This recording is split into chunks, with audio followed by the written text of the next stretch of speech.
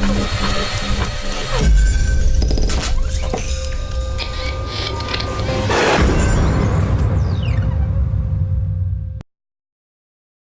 right, guys. Well, good morning. It's been a while. I've been goofing off. I've been down in Belize. I've been doing this, doing that, doing all kinds of good stuff. Anyway, I'm back. We are here for another episode of Cashflow Guys TV. We used to call the show Coffee with the Cashflow Guys. We've changed that up a little bit. Now it's called Cashflow Guys TV. We went with a studio locally. We decided that wasn't a good fit for us.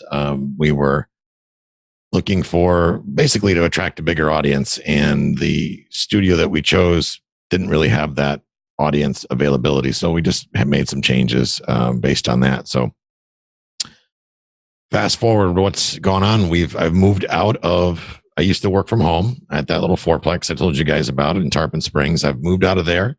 We've rented an office, built a professional studio. I should say, I guess we can't call it professional yet because all the toys aren't working yet, but if I ever get them all working and cooperate, and then we can call it a professional studio. But until then, I can podcast and I can kind of Zoom. Maybe. We'll see. I'll let you know in 57 minutes if everything goes like I think it was. But we're recording. You guys can hear me. I can hear you, and that's all good. So it's been a while, like I said, since we've really gotten into some stuff. A lot of things have happened in the last couple of months. A lot of things have happened in the market. Number one, we bought a fourplex over in Tampa. 4-unit. I've sold part of my business, the Cashflow Guys. I got some new partners, and we bought a building recently over in Tampa. And I'm seeing a lot of people in the market now. For those of you that have never been on the show before, this is a Q&A style. So usually I'll cover a specific topic. Feel free to ask questions, anything related to real estate investing. As you have an opportunity, just put your hand up when you have a question. If you look down at the bottom of your screen, there's a way for you to put your hand up there so you can get your questions answered. And we'll go ahead and start from there. So lately, folks, the market has been hot. It just keeps getting hotter. What I find and what you will see in a hot market like this is you will see people, they buy just for the sake of buying. They get excited. Emotions take over. They wind up overpaying for property. Now, I hear people say on a regular basis, there's no good deals in the MLS. Well, I will go ahead and further that. There are no good deals advertised necessarily. Okay. But that's a mindset. Okay. Let's understand that that's a mindset. And I'm going to show you today, I'm going to screen share with you, and I'm going to show you the inside of the Tampa Bay MLS. And we'll see what those deals, if there really are deals or not in the MLS. So let's just take a quick look. So if you guys can see my screen, this is the MLS, and I did a search this morning of both active and sold in Hillsborough County, which is Tampa. I wanted to see, number one, what's going on in the marketplace lately. And I looked at these, I checked these three. I want to bring these three up and show them to you real quick. If you guys hopefully can see this. Here's a 4-unit building, and this is the kind of thing that I've bought just recently. It's similar. 4 units. 2-bedroom, 1-bath block construction. Now, buying this one has reminded me that I really need to focus on bigger assets, bottom line. Because although this one is profitable, we wouldn't have bought it if it wasn't. Be honest with you, for 4 units, it's a big fat pain in the butt. It's been a real pain in the butt lately. And we need to scale and focus on larger buildings. A lot of the other buildings I have are much larger, and they are a lot easier to deal with. Because when you've got economies of scale, when you've got several different things in place, number one, the buildings can easily afford management, and usually a management team that goes in and handles everything soup to nuts. So all I got to do is check the spreadsheets and get with the comptroller and get with the CFOs and the accountants and make sure everything's the way it's supposed to be. And that's all I really have to do. These smaller buildings, I'm here to tell you, in some cases are more work. And this one, the one we just bought, which is over in Seminole Heights, is no exception. This is not, by the way, the building that we bought. But here's an example. Now, remember, there are no good deals in the MLS, right? Everybody says that. There's no good deals in the MLS. No good deals. Here's a 4-unit building. Okay. Now, I happen to know this neighborhood will bring between $800 and $900 a month. So it's sold for $125,000. It was a bank-owned foreclosure. I'm not even a fan of bank-owned foreclosures. And by saying this, I'm not endorsing bank-owned foreclosures. I still think they suck. But I want to illustrate a point here for a second. Remember, no good deals in the MLS, right? Okay. So it was listed at $111,000. It got bid up to $125,990. But let's run quick math. Here's how I would drive by and take a look at this property. First of all, I would look at the numbers. I bet you that neighborhood that I should be able to be okay with $800 a month rent, let's say, and that's conservative, but I'm a conservative guy. So let's go $800 a month times 4 units. Remember, there's 4 units. That's $3,200, right? We're going to take that $3,200. We're going to divide that by 1.5%, which means my all-in price on this building needs to be under $213,000 for it to make sense. Under $213,000. That includes acquisition costs, rehab, closing costs, realtor fees, all that good stuff. So you look at this and go, wow, that's cool. $125,000. We've got a lot of room to work. The next thing I'm going to look at is, remember that figure, that $213,000 needs to include rehab, needs to include everything. That's an out the door figure. So let's open up the photographs. And can you guys see these blown up now? Okay, good. So you can see it's got some deferred maintenance. Oh, yeah, isn't that sexy? Get you some of that. Look at that. Nasty mold. I could not rent this in the condition it's in. We would have to go in and do renovations because I'm not a slumlord. Facts. We would repaint this bathroom. We would fix the dirt, the mold, replace the vanity, probably replace the toilets. Paint, carpet. Oh, good God. Paint and primer and carpet. Change out the mini blinds, change out the 1980s. I don't know what's going on. Atlanta Falcons type thing going on there. I don't get it. I don't know what's going on. I don't even know what to say about the kitchen cabinets, but we'll go ahead and have those repainted. Judging on the countertop, we'd have to take a look at a better picture of it. Have these cabinets either redone, refaced, or replaced, one or the other, depending on which one made more sense. Overall, this thing is not a train wreck. Well, okay, maybe a little bit of a train wreck. It's got a hole in the ceiling right there. I'm going to go ahead and say that's either from an upstairs unit or this is an upstairs unit and it needs a leak. There, it has a leak in the roof.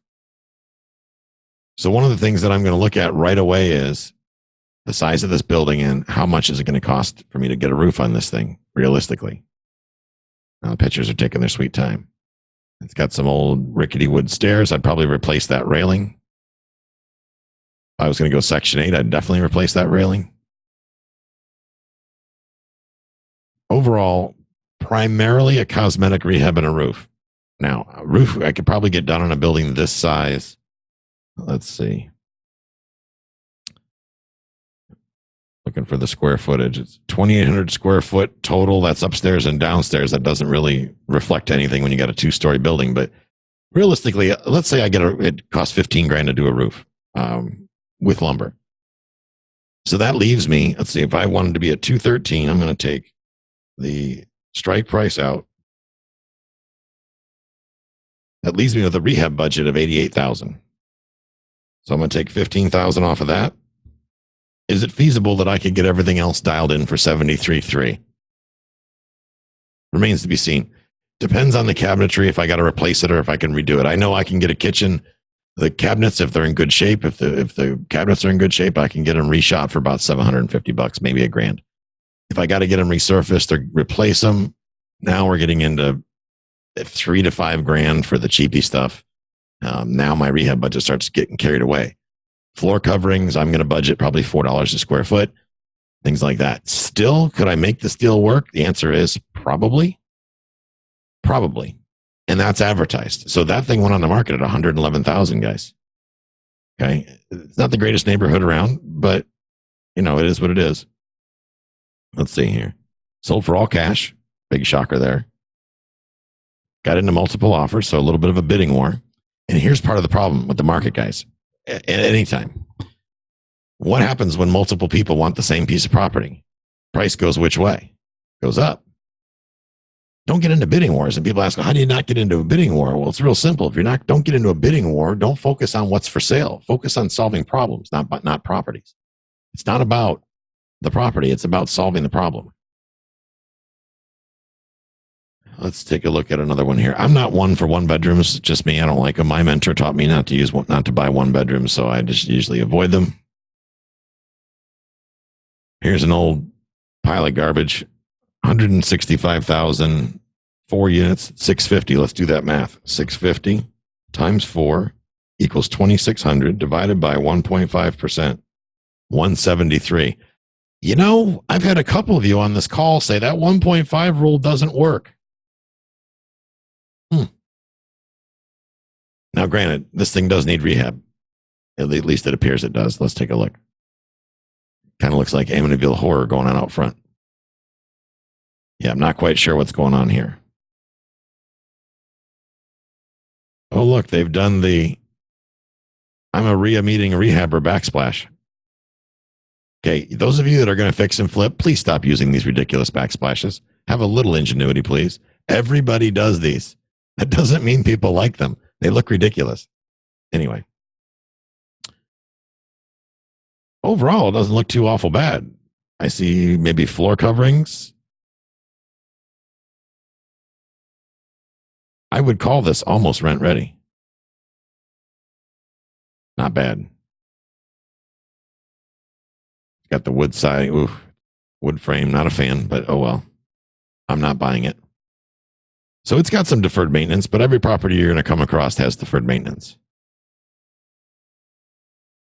Overall, not a complete train wreck deal. I mean, you're in this thing for 165,000, let's say. Let's say you're going to put 10 grand in it, just tidying it up a little bit. This could be a great deal. It very well could be. It depends on, one of the things that's going to be a big factor of this one, folks, is the debt service. The one way to screw up a great deal is to get bad debt on it. And when I say bad debt, I don't mean debt where somebody didn't pay the mortgage. What I mean by bad debt is a loan that's too expensive. You got people out there, for example, IRA lenders. You've got some that feel that you're going to get rich off this rental property. They want, 12, 18% long-term financing. Heck, 8% long-term financing is a stretch. That type of financing could screw this deal up. This could be a good deal. It depends on the paper on it, the money on it, how that's handled. So keep that in mind. I personally don't like buildings that are that old, 1918. They're cool to look at, but that means everything in there, electrical, plumbing, is really old. And those aren't easy to piecemeal together usually. Here's another one over in Tampa, 4 units, all 2 bedrooms. Looks like a gross income of $3,400. Let's do the math again. $3,400 divided by 1.5%. That means the max strike price on this would be $226. Remember, guys, I'm conservative. $226. This bad boy is on the market for $195. Huh. But I thought there were no deals on the MLS. I thought the 1.5 rule doesn't work. Look at those floors. Would you guys call this move-in ready? I would. It's not the Taj Mahal, but it'll do. It's 4 units. It's priced within our strike point. After this call, I'm going to have one of my people make a phone call. And is Lance on this call? Lance, if you're on the call, you need to get on the phone with these people and see what the story is. Find out why they're selling. Let's get an offer under their nose. See if we can take this thing down. Now, again, this one is older, 1925. Doesn't necessarily fit my criteria. I'm a little picky like that. I like my buildings built in the 80s. But I've got other buyers that would be all over this. So we're going to go ahead and fire an offer out after this phone call. Probably going to have an offer out before this phone call is over with, as everybody checks out. Yes, I still use the 1.5. When I don't have, I'm going to look at what it should do realistically. I'm going to be very conservative on that. Keep in mind, John, that we're going to use during due diligence is where we're really going to dig in and figure out why there's vacancy. And if we have got a reason to say, if there's some reason that we can't get that thing rented within the first few weeks of ownership without a huge cash outlay, we'll go ahead and let it ride. But if it's something where we got to fix it, or there's some reason why we can't get the thing rented right away, then I'm going to have to deduct that from the price. Now, guys, the 1.5 is a quick test method. It's not the end all be all. It does not substitute for due diligence. Okay. It does not substitute for doing your homework. Here's a perfect example. When we bought our building over there in Tampa and Seminole Heights, the water bill was originally, I want to say, around $800. I may be a little off on that, but a couple $100 here or there, which to me seemed ridiculous. I knew that was a problem we could solve already by doing some modifications to the toilet valves and things like that, updating some of the plumbing fixtures. We've been able to reduce that water bill by half, down to about $300 a month, maybe a little more, $425. We obviously still have some ways to go because we've discovered the city of Tampa has kind of a monopoly on trash over there. They're charging us about actually 400% more than they do for garbage in Tarpon Springs. Go figure. But that's not a problem we're going to ignore. We're going to get to the bottom of it. We're going to make modifications, or if we can't, for some reason, if we can't get it down to where I think it needs to be, then the rent's going to go up. In that case, folks, we bought a building that did not have existing leases, which means I can send a notice of non-renewal, giving the tenants proper notice, which we've already done. Some of you have seen that on Facebook, and ask folks to leave. The Section 8 rental rates for that property are $1,040 a month. Okay? So let's do the math on that for a second. You got 4 units at $1,040, right? So that's $4,160 divided by 1.5%. That's $277,000. I paid $210 for this building. I paid a $5,000 referral fee to the real estate agent that referred the property to me. Okay. Yes, agents. If you find a multifamily property that's off market and you refer it to me, I will pay you a huge referral fee, $5,000. Half of you don't even make that all year long that are agents. And I was more than happy to give them $5,000 for referring me the deal, and I bought it. Okay. So I'm in it, let's say, for $215. Let's subtract $215. That means I got $62,333 to rehab it. I think I'm going to need about $40,000 to get it all dialed in, to get it to the point where it can earn that $4,000 or $1,040 a month. Good deal? Not bad. I'll do those all day long. And yes, guys, that's right here. And yes, the 1.5 method works. John, you got, so deduct the cost to get it rent ready from the maximum cost the deal will allow. Yes, absolutely. Because here's the thing, you can't folks, you can't reward people, the owners of the property, for doing a lousy job. If the property's falling apart, you can't pay based on what a property will do. You can only pay based on what a property does do. Facts. For example, when I'm all done dialing this thing in, it'll rent for over $1,000 a month per unit. But I can't go ahead and pay the current owner or the old owner based on what I'm going to do, unless he plans on doing the actual work. I mean, that doesn't even make sense. The problem is a lot of brokers and a lot of sellers, they price the properties based on their projected income, based on pro forma, what they say they feel it will do. If the sun is shining just right and the stars are aligned just perfectly and contractors all volunteer to come work for free. And Home Depot has a day where if you're a property owner, you get all free materials. Yay. Now, come on, that never happens. That stuff costs money. You think it's going to cost $30,000? It's going to cost $50,000. Here to tell you. Let's breeze through a couple more. And I'm showing you these because I want you to get an idea of what's going on in my marketplace. Here's a train wreck.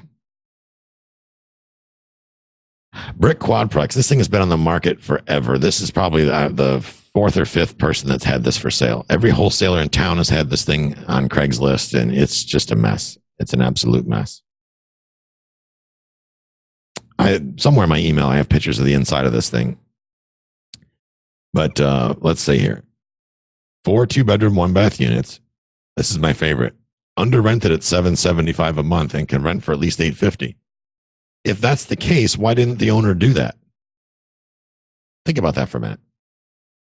Why do we keep saying this?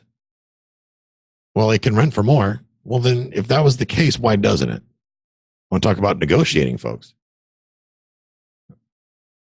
Why doesn't it do that now? Oh, well, because I don't want the tenants to leave. Well, hey, brother, I don't want the tenants to leave either. So let's put $850 out of the thing. And now we're talking about if we do laminate flooring, central air and heat, we could boost the rents to $900 easily. So let's do that math. Let's say, I'm going to be conservative and say an AC system with ductwork in a 2-story building. Ductwork means you got to run new ducts. You got to encase them in drywall. You got to make it look pretty. Then you got to paint the walls to match. You got to buy the units. Let's say that's $5,000 per unit. I think that's realistic. Eric, would you agree with me? Yeah, about $5,000 per unit. Because you got to box them in, you got to install ducts. You're going to have to go through 1920 plaster and lath, and oh God. So we'll call it $20,000. Remember, we're going to get $50 a month extra.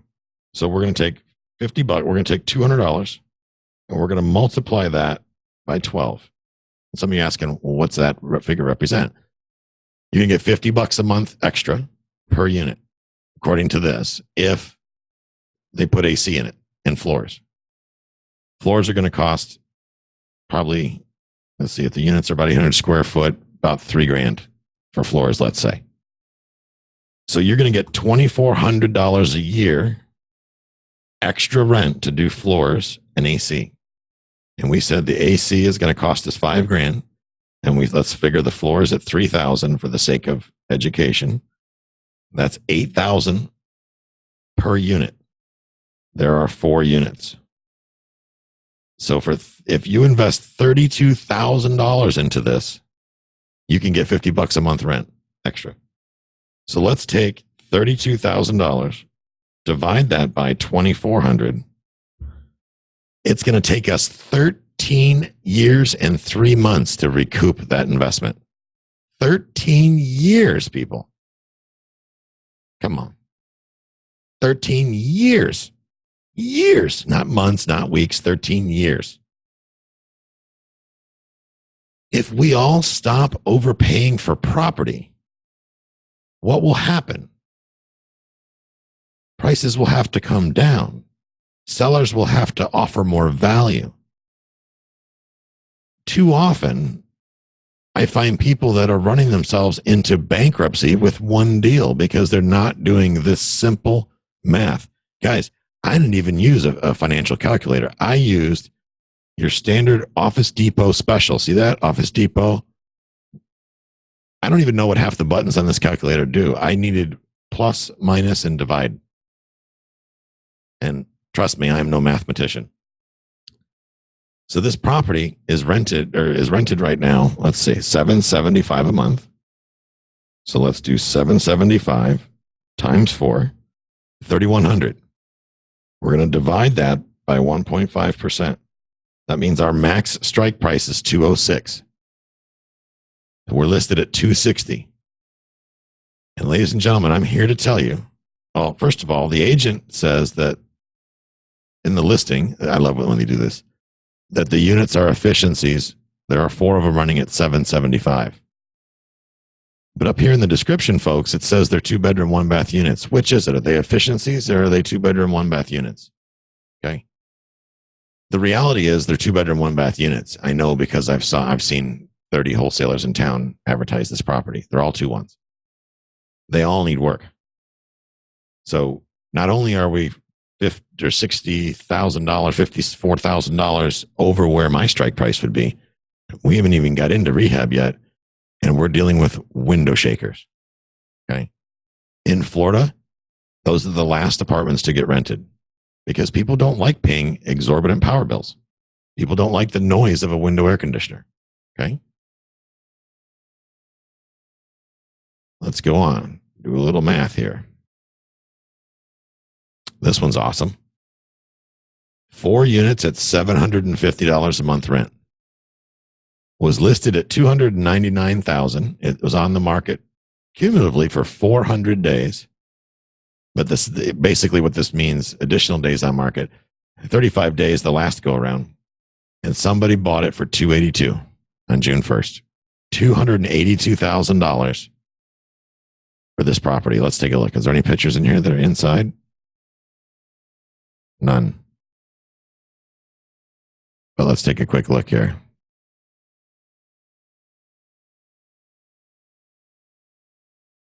Isn't that pretty?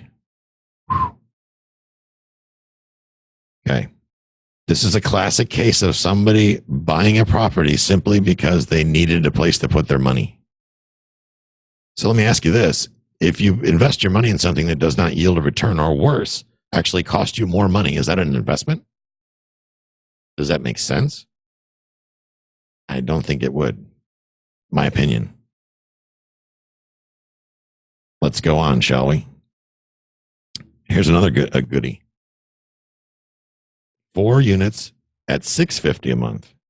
So $650 times 4 is $2,600 divided by 1.5%. $173,000 would be my strike price. It sold for $290,000. $290,000. It sold in 22 days. And of course, there's only one photograph of it. It doesn't even have central heat and air. It's got window units. See the window units? I don't know if you can see those.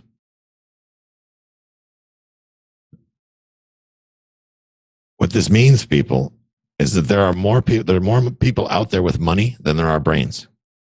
That's what this means. Which for me, being a realtor is good. Or if you're a wholesaler, it's good because, hey, people will buy anything at this point. And, it even sold all cash. Kind of scary.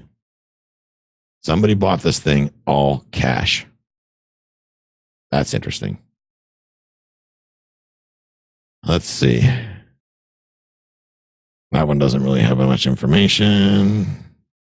Yeah, $3,340 in rents, $300,000. That's less than 1%, guys.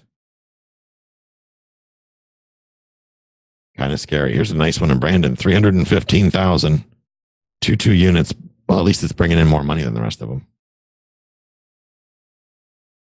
So buyer beware. Part of what I do, what my team and I do, is we work with investors that actually want to make a profit with their money. We help them buy properties based on prices that make sense. Now, do we buy properties off the MLS? Absolutely. But here are some of the properties that we focus on. You see these few that are active right now? I'm going to focus on these ones that are active. I'm also going to focus on ones that are withdrawn. And the reason being, like this guy here. 4 1-1 units.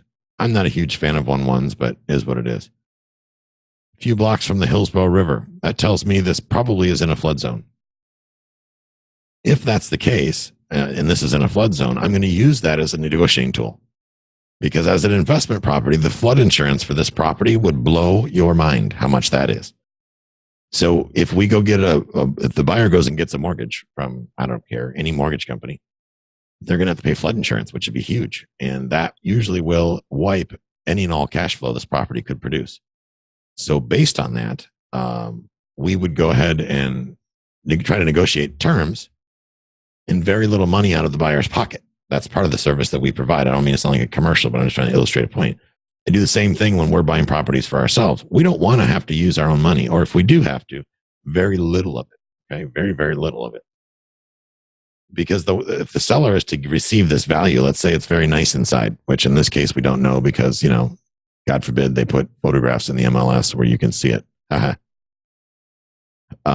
It's rented. They didn't take photographs.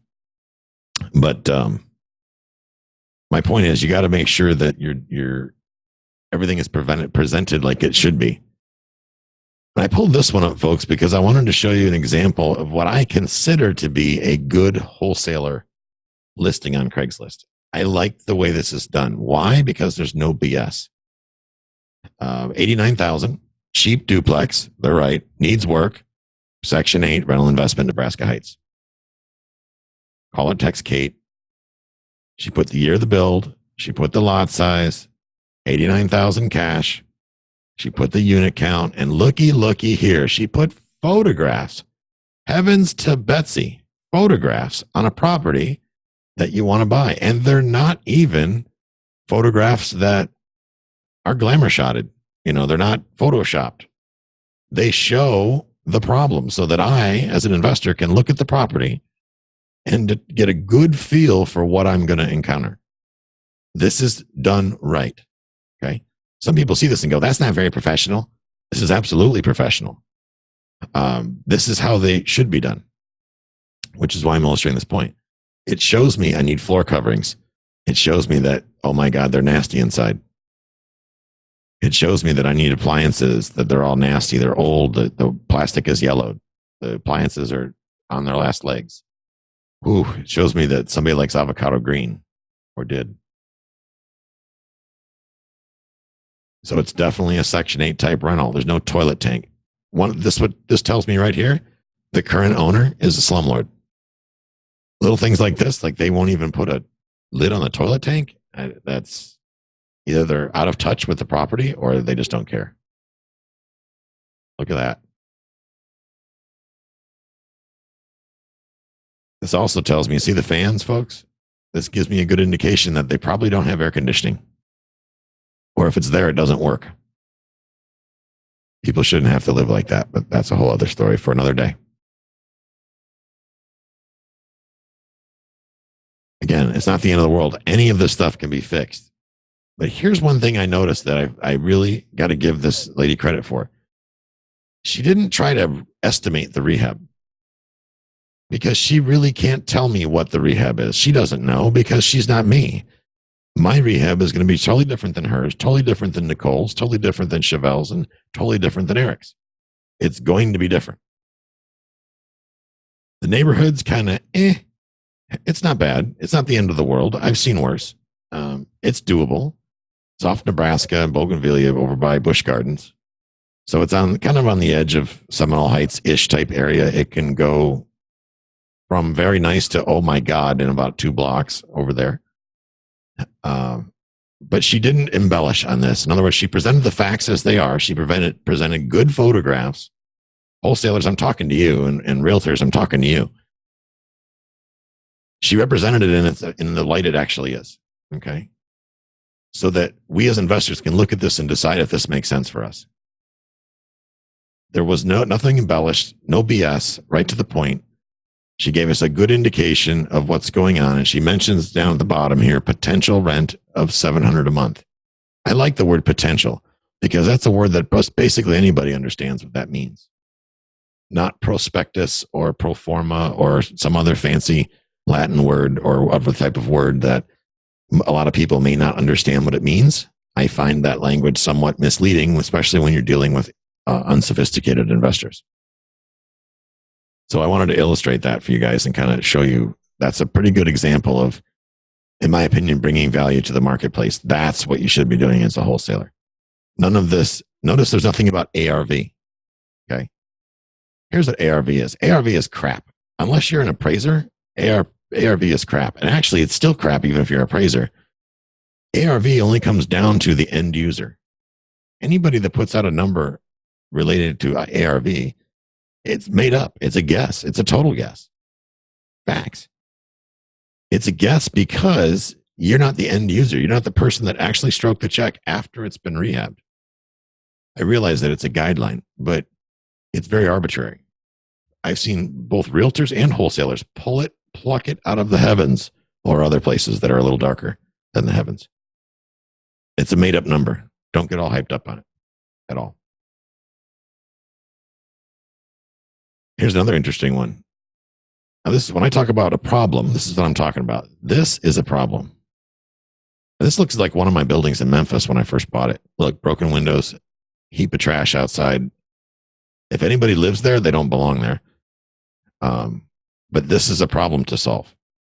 This person probably was driving for dollars and found this opportunity. And look, there's even financing available. It does have a metal roof.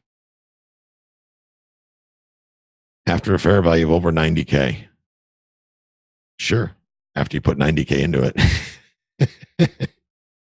but I won't begrudge them on this. This is a decent ad. This isn't bad.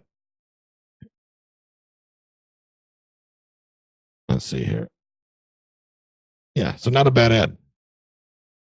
Not a lot of BS. It's the only thing that's even remotely that I wouldn't even call that BS because they're not giving a specific figure and then putting up comps from 4 miles away and doing that. So guys, questions on this? What you've seen so far?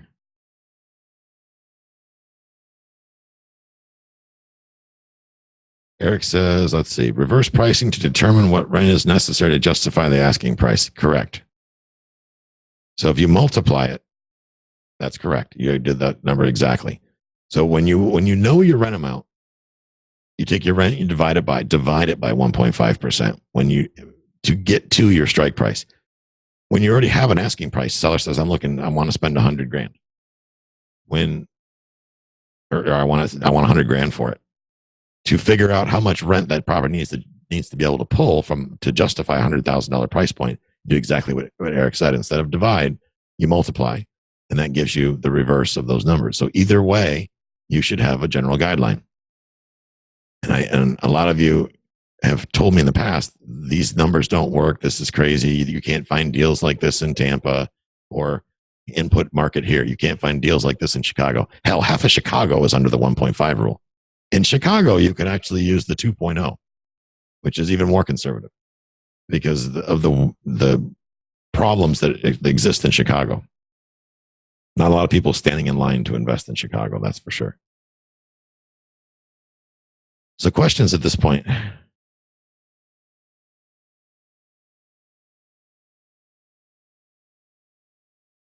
Well, Glenn's got a ceiling fan on, I see.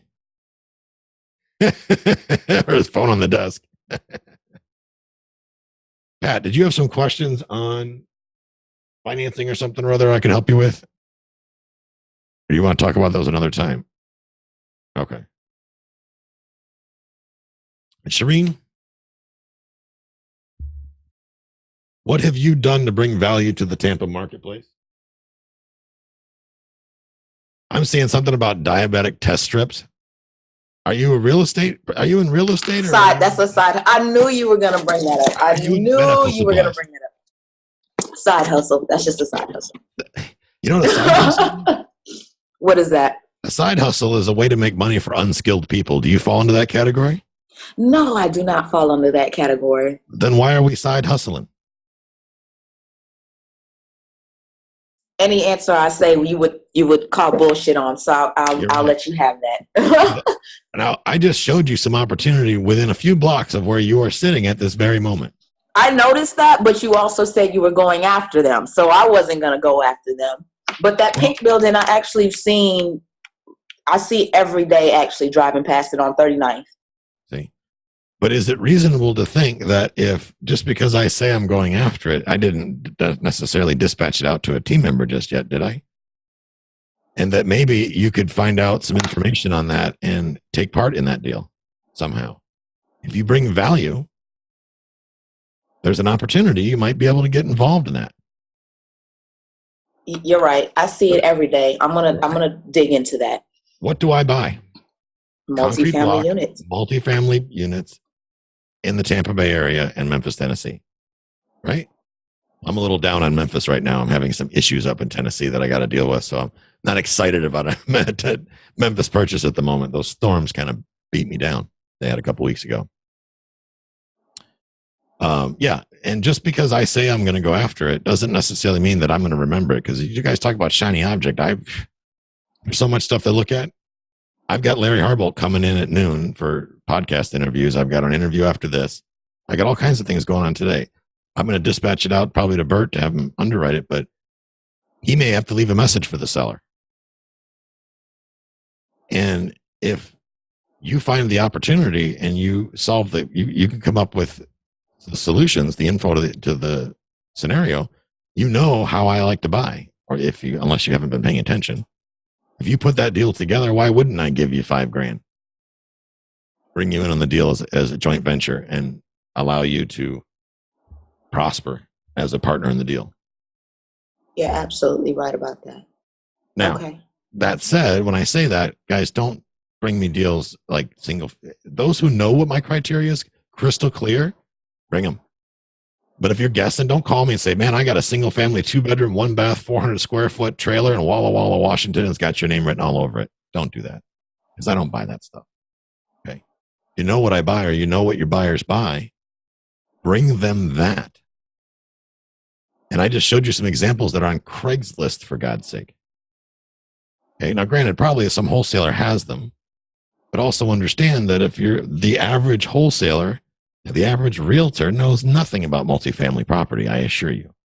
They don't know how to price it, which should help you see that there's some opportunity just by that alone. Does that make sense? Absolutely.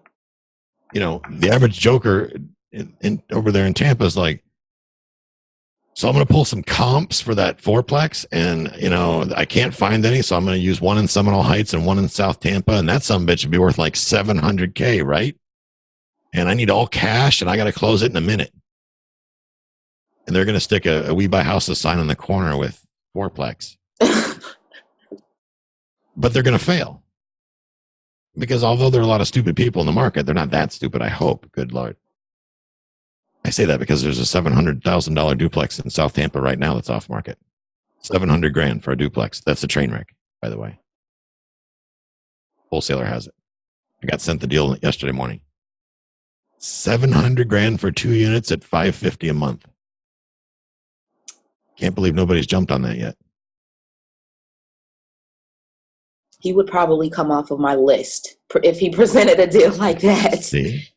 But opportunity is everywhere, folks. It is all around us. It's being advertised. Now, granted, that's not the ideal place. If you're going to really solve problems, you know, knowing that there's a problem, looking at those Craigslist ads, tells you that whoever owns that place has a problem.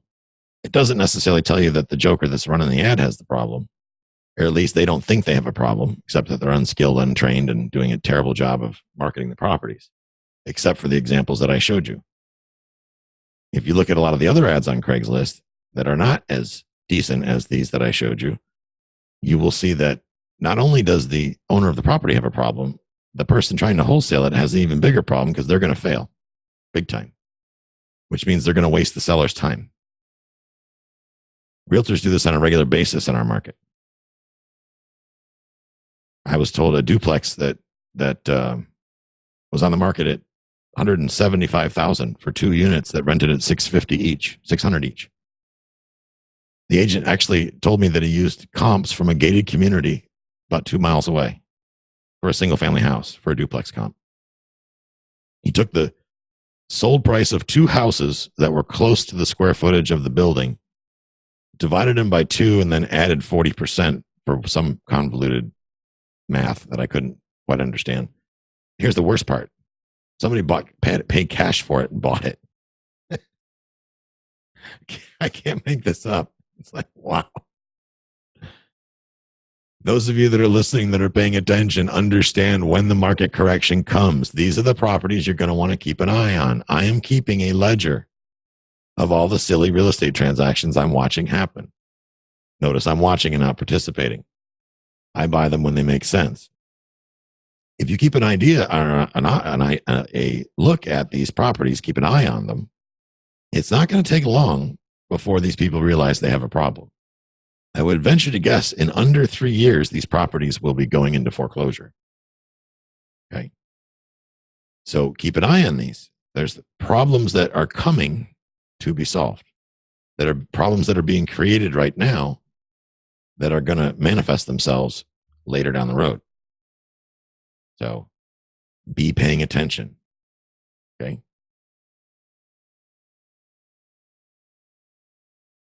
Jody says it exactly. Don't count yourself out before getting started just because someone else gives lip service. Absolutely. If I had $1 for every time somebody told me they were going to go do something regarding a property, please. I've had them say that, and I just walk past them and go knock on the door. Because half the time people won't do what they say they're going to do anyway. Beth says, how do you determine what percentage to hold back for closing cost, insurance, title search, etc.? In the closing costs, generally, I like to figure, and I'm conservative because I don't want to get myself in behind the eight ball. I'm going to figure between 1.5% and 3% on closing costs. Insurance, I pick up the phone and call. And a title search for me is fixed based on the relationship I have with my title company. So I already know what my search fees and all that are. It's not tied to the value of the property. It's just a flat fee.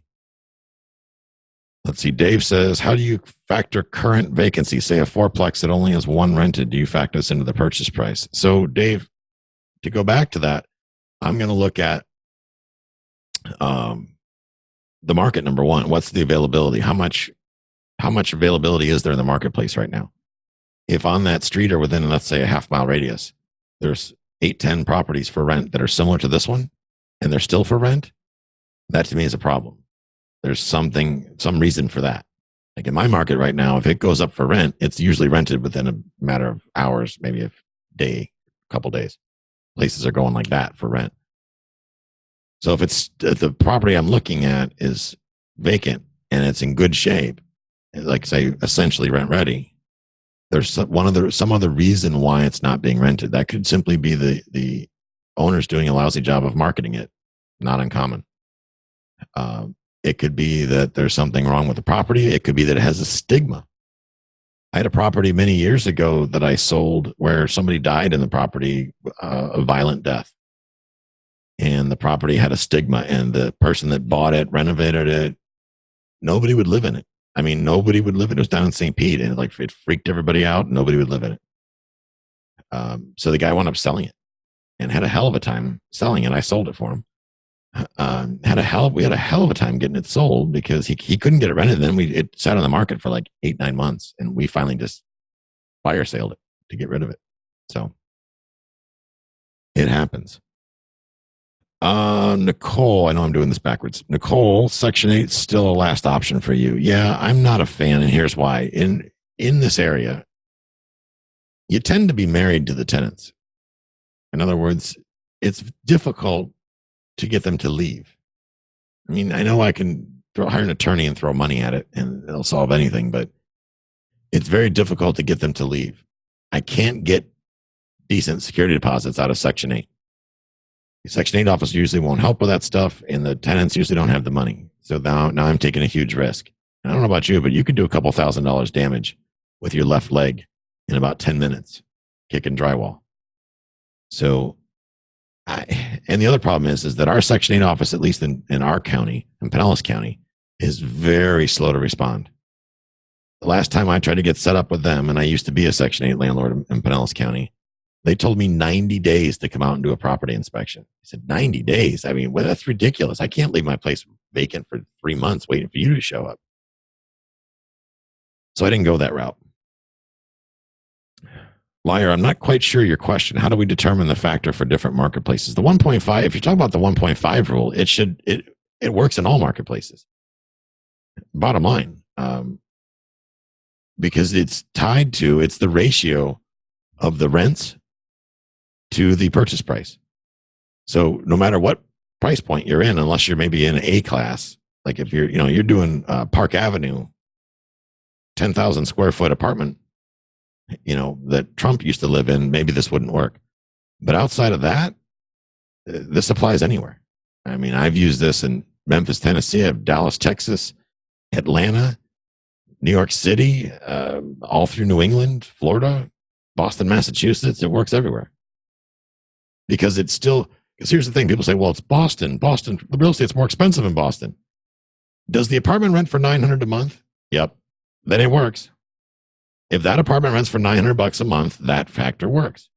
If the apartment rents for $2,000 a month, that factor works. If it rents for $5,000 a month, the factor works. Because it's tied to the amount of rent. Okay, so it's going to work either way. And let's see.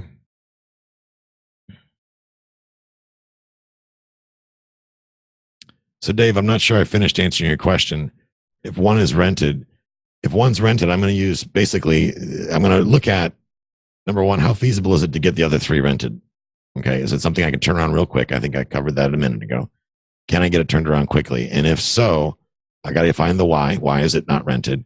And when I discover what the why is, then I got to figure out what does that cost to fix that problem, because all problems cost money in some case, whether it be labor or time or something, they're going to cost something. So what does it take? That's going to help me decide what I do. But I am never, ever, ever going to reward a seller for doing a lousy job. I'm just not.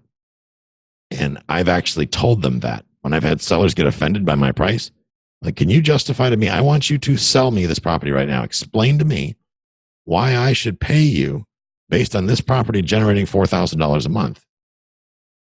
And you don't say anything. You don't say a darn thing. And then they get quiet and you get quiet, and whoever speaks first loses. Why would I compensate you based on something that it doesn't do? Let's say I compensate you based on it making nothing. Same thing. Let's see. How accurate is Rent-A-Meter? Eric says. Rent-A-Meter. So the important thing to understand about Rent-A-Meter is or Rentometer, depending on who you ask, it only factors based on advertised rents. Okay, it doesn't have a way of knowing what it actually rented for. So if a landlord advertises something for $800 a month and he actually rents it for $750, it's not going to tell you that. There's no better substitute than picking up the phone and calling old Craigslist ads from like a couple weeks before. Or not too many people advertise in the newspaper anymore because of the cost. But if you had an old newspaper, the way I was taught by people like Larry Harbold is you go in the newspaper and you call the old ads from a few weeks ago. That works very good. The problem is the newspaper, nobody advertises it anymore. So now we're back to Craigslist. But if their ads are still out and you can see how many days ago the ad was posted, call, and you're going to keep calling until you get the ones that are rented. Because we don't care what people are asking. That doesn't matter. What we want to know is what they're buying, what they're renting for. So when you find one, they're like, oh, that's already gone. Oh, good. Well, my name's Eric, and I'm a landlord in the area. And I'm thinking about buying a property in that neighborhood. And I'm wondering, do you mind me asking, what did that rent for? Because I'm trying to use that as a rent analysis for the neighborhood. And most people will tell you. But keep in mind, people are proud. America. So sometimes they embellish. I'm getting $3,000 a month for that 2-1 in Newport Richie. No, you're not. Yes, I am. No, you're not. So just understand that. And then the other thing is I use property managers, and I hate to say this. I don't mean this in a negative light, but this is true. Property managers are realtors. They try to make their job easy. I mean, that's just human nature. So because they're human and therefore a little bit lazy, they're always going to give you a artificially low number. What does that property rent for? They're going to say $750. So if they say $750, to me, that really means it'll probably rent for $850 if you put a little bit of effort into it. If you run a few ads, it'll probably get $850. So if they say $750, I'm usually good with that. I may even go take that to $700, and I use those numbers to negotiate. And I will say, Susan Smith, property management, said that this property would only rent for $750, John. I would love to pay you based on it renting for $900, but your own property manager said that it doesn't rent for that. If they can't do it, how can I do it? I'm not even that as smart as they are, or definitely not as smart as you. You're a pro at this. I'm an amateur.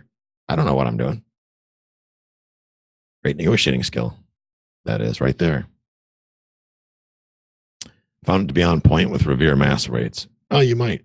Now, there's a shortage of rentals in that area. I know for a fact, Patrick, from being up in Providence and all that, is the rentals are tight and they don't sit on the market very long. And when that's the case, there's not a lot of negotiation. They're just happy to have a place to rent, a place to live in a lot of cases. So up in that area, you'll see that a lot. You'll see that here too. There's not a lot of negotiation here. Jody says, people think the 1.5 rule doesn't work because they look at prices on the MLS as their guide and they lack the negotiating skills. Absolutely right. Which translates to the lack of ability to teach the seller why the numbers don't work. You're absolutely right. People don't like confrontation. People don't like to be wrong. They don't like to tell other people they're wrong. Well, some people do, but not all people. Yeah. So when that happens, if it's a far cry away, I love to negotiate. For me, it's a sport. I look forward to it.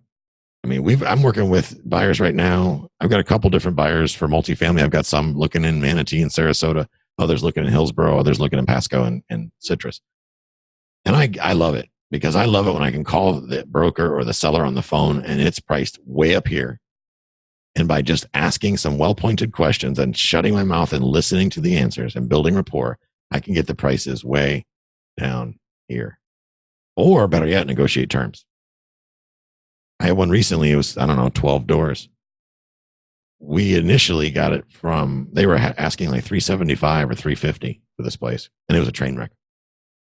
And I verbally walked it down to about $170,000 with the agent without offending the agent. He was actually on our side. Now, the problem is the seller didn't want to admit that he did a lousy job of managing the managers on this property, and it ran itself into the ground. And he's not bleeding bad enough yet to part with this property. But when he is, my buyers and I are waiting in the wings, and we're going to make this happen. Okay? Tyler, I have a question, please. Yeah. My expenses, when I'm doing deal analysis between my management, my vacancy, my maintenance, and my CapEx, I'm at 40%. That's 10 for vacancy, 10 for maintenance, 15 for management, and 5 for CapEx. So that's only leaving me 10% for taxes, insurance, and private money. And then that's banking on the fact that the tenant will pay water, gas, and electric. So what are your thoughts in regards to that? Do you think I'm because the rule is 50%. So do you think I'm tight? What are your thoughts when you hear something like that?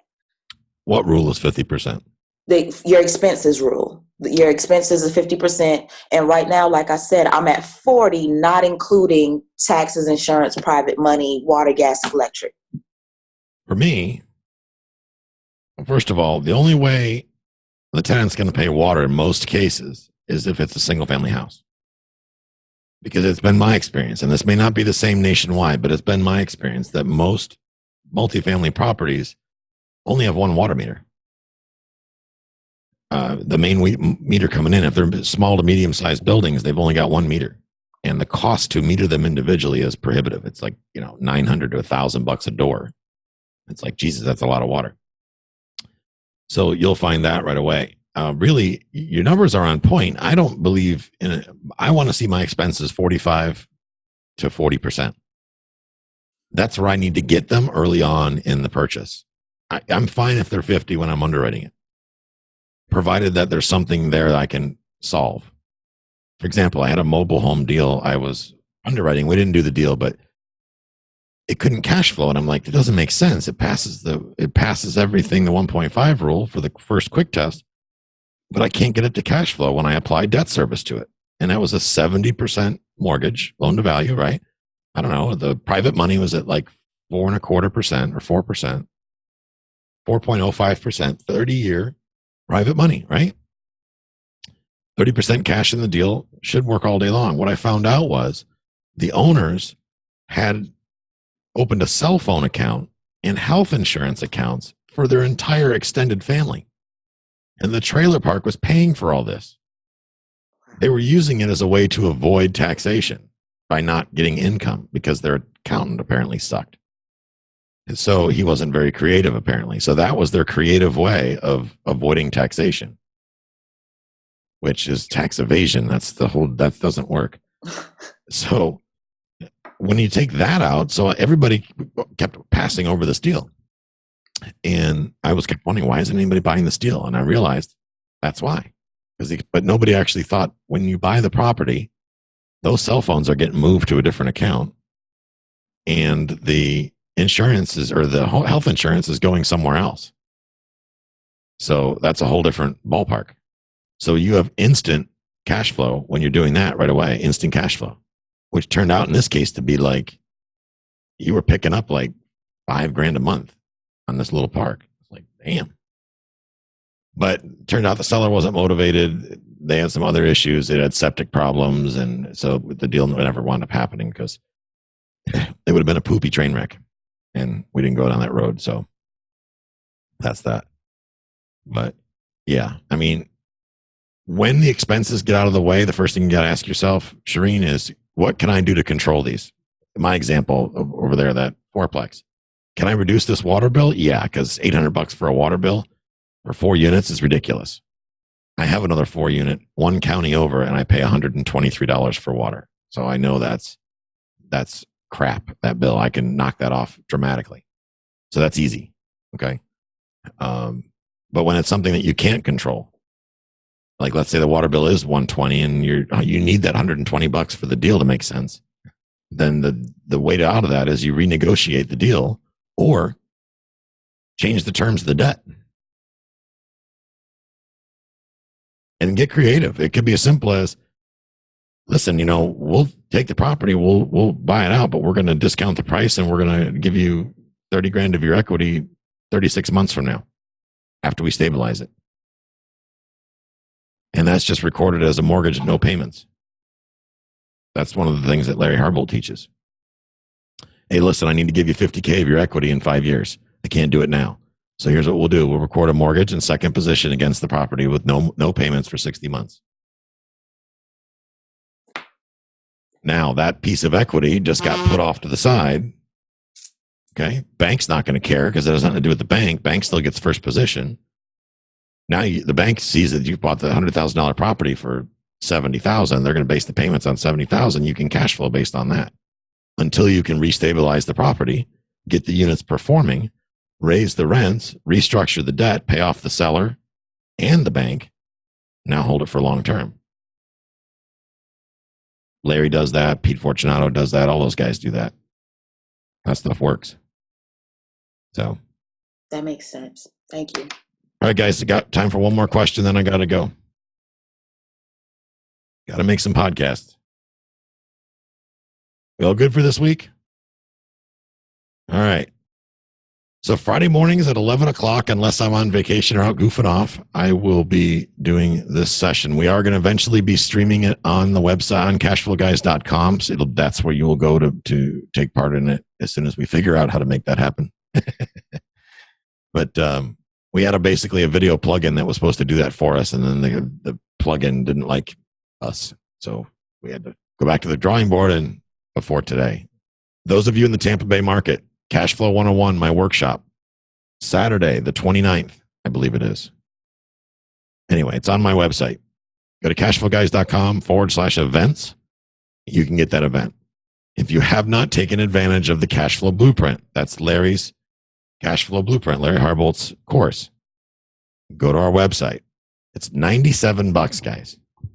It was 30, but y'all slept. It was actually 20 when we originally released it. For $100, this thing is packed. Eric has a copy of it.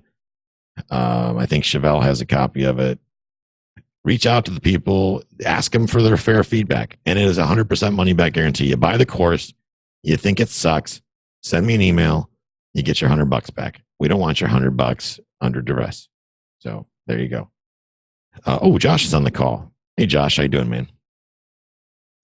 But, all right, guys, that's going to wrap it up for this week. I will see you next time.